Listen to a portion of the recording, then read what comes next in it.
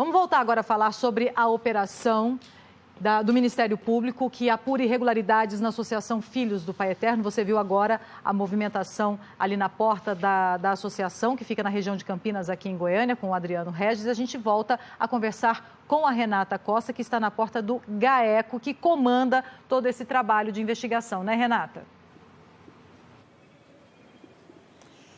É isso aí, Lília. A gente tem, assim, uma necessidade grande de entender como é que funcionava a operacionalização desse esquema todo, do qual a AFIP está sendo suspeita e alvo dessa investigação grandiosa que envolve aí mais de 100 pessoas, né?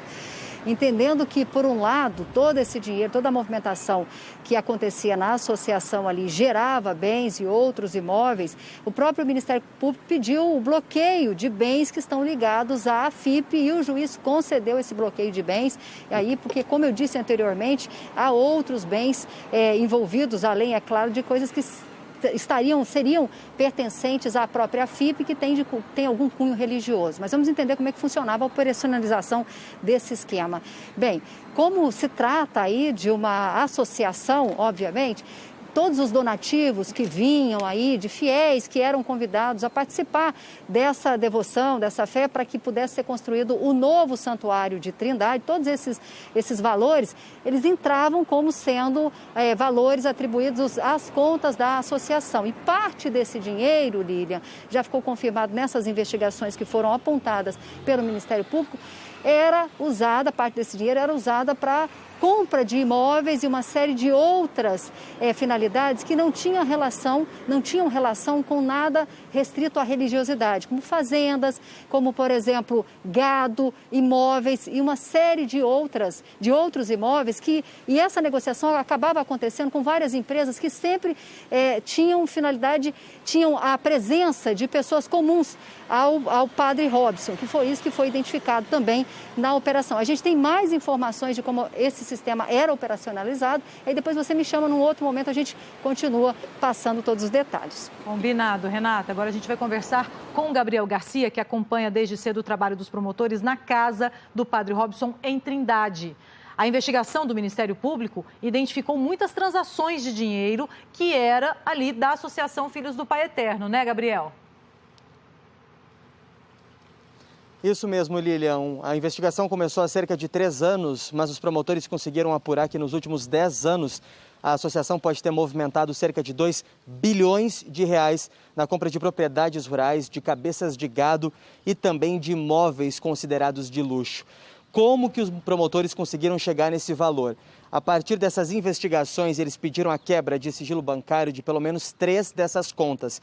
Há um total de mais ou menos 100 pessoas sendo investigadas. 3 estão ligadas às AFIPs. E nessas quebras dos sigilos bancários, eles conseguiram perceber uma movimentação com empresas, com pessoas jurídicas e também com pessoas físicas. E o que acontecia? A compra desses bens, como propriedades rurais, como cabeças de gado, imóveis de luxo, normalmente aconteciam sempre com pessoas do mesmo grupo.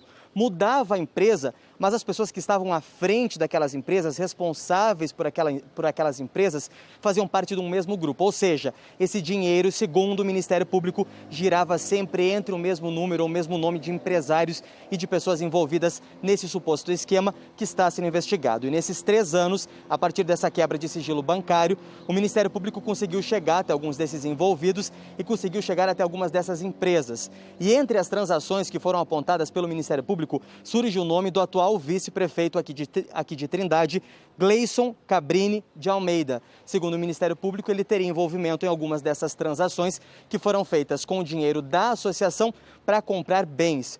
Mas o que o Ministério Público apurou a partir disso? Que com essas compras de imóveis, de bens de luxo, propriedades rurais, cabeças de gado, nenhum desses bens comprado com o dinheiro da associação foi usado para bem da religião, para bem da igreja. Só para complementar, Lilian, parte desse dinheiro comprado e movimentado pela associação teria sido usado a partir de doações dos fiéis para a construção da nova sede da Basílica aqui de Trindade. Tá certo, Gabriel. E olha, nós temos aqui a informação de que o vice-prefeito de Trindade, Gleison Cabrini de Almeida, disse que vai se posicionar assim que tiver acesso à investigação. O advogado, que representa o corpo jurídico da AFIP e da igreja em Trindade, disse que não foi pego de surpresa, que já tinha se colocado à disposição do Ministério Público e que o padre Robson de Oliveira acompanhou toda a operação hoje pela manhã.